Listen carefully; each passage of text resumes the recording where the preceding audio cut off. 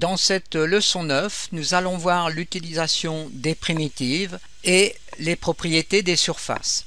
Commençons par la primitive cône, donc bouton droit pour faire apparaître les propriétés, Build pour construire un premier cône. Ensuite ici, je vais cliquer sur cette variable pour, vous voyez, creuser à l'intérieur du cône avec un deuxième cône. Donc en somme là, le cône est troué. Maintenant, les variables ici sont la hauteur du cône, donc le cône extérieur.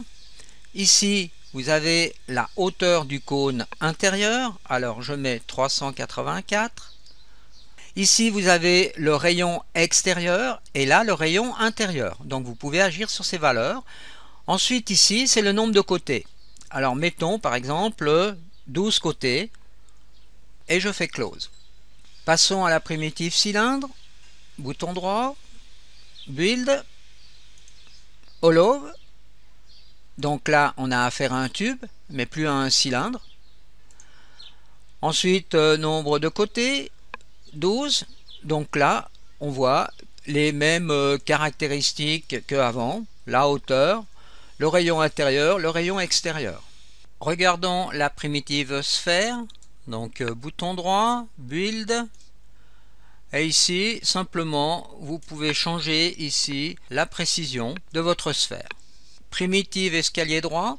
Alors, on peut agir ici sur la largeur de l'escalier. Donc, 512. On élargit donc l'escalier. Ensuite, ici, vous avez la longueur des marches. Alors, je mets 64. Hauteur de la marche, 16. Mettons 32. Nombre de marches, mettons 12. Voilà l'escalier. Et ici, on peut agir encore sur la hauteur de la première marche. Donc, à cet endroit, en jouant sur ce paramètre. Alors, mettons 12. Vous voyez que la première marche est plus grande que les autres. Donc, je ferme la fenêtre. Ensuite, je choisis une texture et je fais Add pour créer un escalier. Voilà mon escalier. Donc, touche B pour supprimer la broche.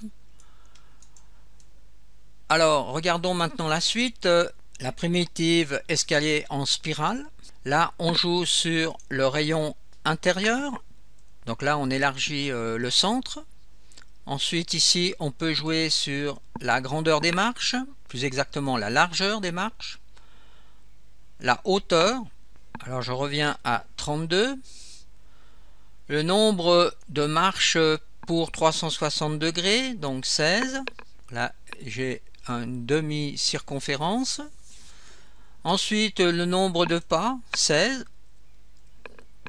Ça va nous donner la possibilité, vous voyez, de monter en forme de spirale. Alors, faisons par exemple maintenant un add. Voilà, on voit l'escalier qui a été construit.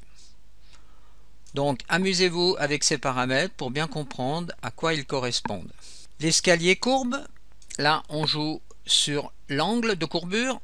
Mettons 180 degrés. Augmentons le nombre de pas à 8. Largeur du rayon intérieur, donc 128, on va diminuer. Ensuite, vous avez aussi la largeur des marches, 128. Et là, on peut faire donc Add. Alors, voilà une petite réalisation que j'ai créée. Là, vous avez donc un premier escalier. Ensuite, vous faites un duplicate de cet escalier. Vous faites une rotation pour positionner cet escalier à cet endroit. Ensuite, vous rajoutez ici un box à l'intérieur des deux escaliers. Je vais maintenant reprendre une primitive broche. Alors, touche B pour activer la primitive que j'ai positionnée, vous voyez, à cet endroit. Je cherche les caractéristiques et là, je vais vous montrer une astuce. On peut créer un cube avec un trou à l'intérieur. Il suffit de cliquer sur la variable Hollow. Voilà, vous faites Build. Alors, créons maintenant une ouverture dans cette boîte avec une nouvelle broche dont cette fois-ci elle est pleine. Je donne donc ces valeurs 256, 224, 224 et 16. Alors, si vous avez des calculs à faire, vous pouvez aussi utiliser votre calculatrice qui se trouve donc dans l'ordinateur. Alors, close. Je déplace donc cette broche un peu plus bas pour creuser une porte. Donc voilà, comme ceci. Ensuite, je fais une opération de soustraction. Je vais devoir de nouveau mettre la même texture ici et sûrement rajouter une lampe à l'intérieur.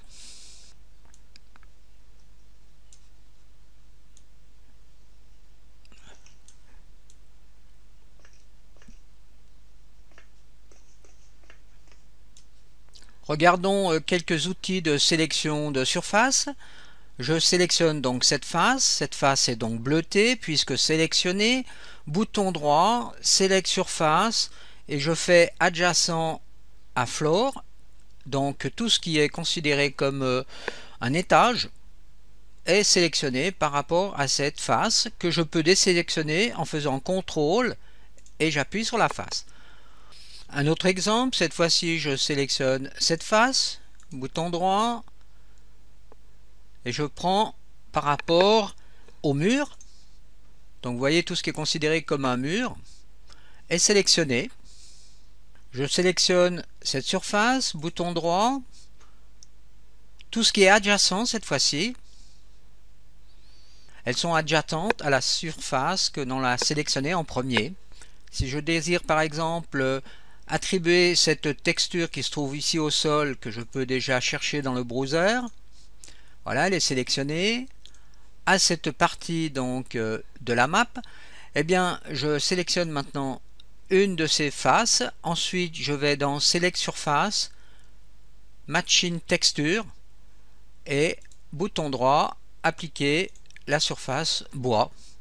Je reviens donc sur un exemple que l'on a créé précédemment pour l'utiliser comme modèle. Je vais vous montrer maintenant comment l'on peut déplacer des textures sur une face. Alors, il suffit simplement de sélectionner déjà la face. Alors voici, c'est la face qui est sélectionnée et ensuite je vais chercher cet outil. À ce moment-là, vous voyez apparaître ici des deux flèches. Donc nous sommes dans un plan donc en 2D. Alors nous pouvons déplacer soit en coordonnées X, vous voyez, les textures, soit en coordonnées Y. Ce système est donc très pratique pour ajuster rapidement une texture par rapport à une autre texture. Alors par exemple dans notre cas ici où nous voulons que cette texture soit dans le même sens que celle-ci pour pouvoir ajuster, il va falloir la sélectionner et aller avec le bouton droit dans les propriétés de cette surface. À ce moment-là, on ouvre un nouvel outil qui va justement nous donner la possibilité de faire une rotation de cette texture. Alors, je peux ici faire, vous voyez, une rotation de 45 degrés, deux fois de suite, et vous voyez que j'ai retrouvé la même position que la face qui se trouve à côté.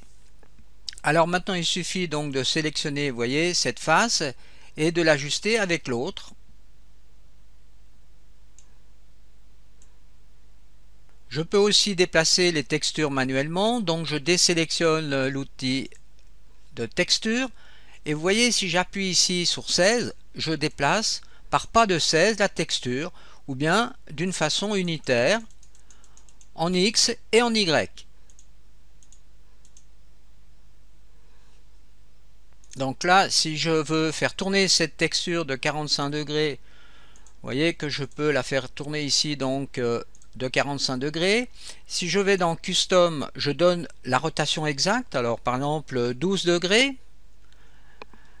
Maintenant, on peut aussi utiliser cet outil, mais cette fois-ci, on utilise donc au lieu d'utiliser cet outil pour faire un déplacement, là, on utilise l'outil rotation et on peut aussi faire tourner, vous voyez, la texture d'une autre façon.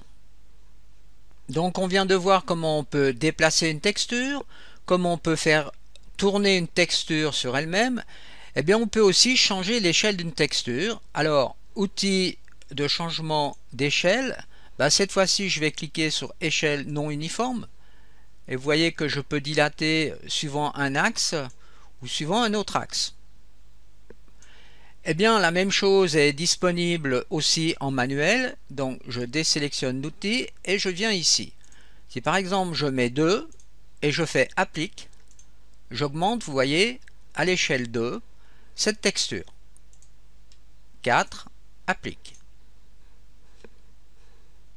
Nous avons donc dans cette fenêtre la partie alignement de la texture.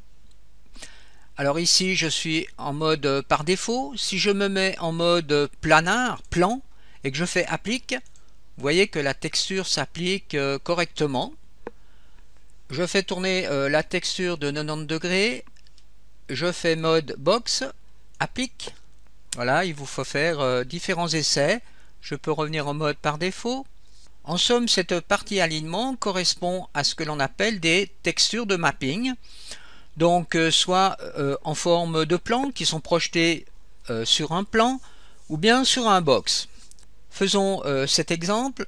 Je sélectionne une face, ensuite je sélectionne toutes les textures qui sont identiques. Alors, Matching Texture ou Shift T. Et j'applique ici, vous voyez, un alignement grâce à un box. Applique. Vous voyez que là, j'ai résolu certains problèmes d'alignement de texture.